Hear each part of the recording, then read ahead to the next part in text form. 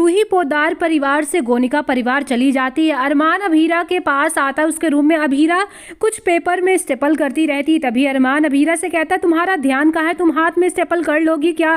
तभी अभीरा कुछ नहीं कहती। अरमान कहता कि तुम अब भी मेरे से नाराज हो क्या?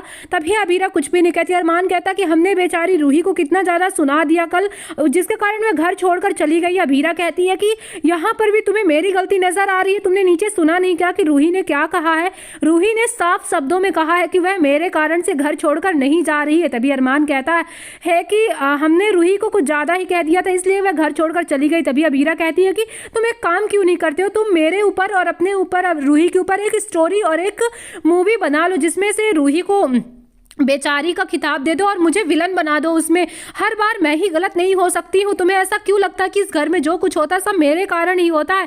अरमान कहता कि मैं ये नहीं कह रहा हूँ कि तुम बुरी हो या फिर तुमने जो किया वो गलत है, लेकिन रूही हमारे कारण घर छोड़कर गई है। तभी अभीरा कहती है कि क्या रूही इतनी ज़्यादा कमज़ोर है कि वो एक डांट सी या फिर एक उससे घर छोड़कर चली गई है? क्या तुम सबको मेरी प्रॉब्लम नहीं समझ आती, मेरी प्रॉब्लम नहीं नज़र आती? सबको सिर्फ अपनी प्रॉब्लम दिखती है, मेरी प्रॉब्लम किसी को भी नहीं दिखती है। पता नहीं क्या है इस घर में, मुझे समझ नहीं आता है।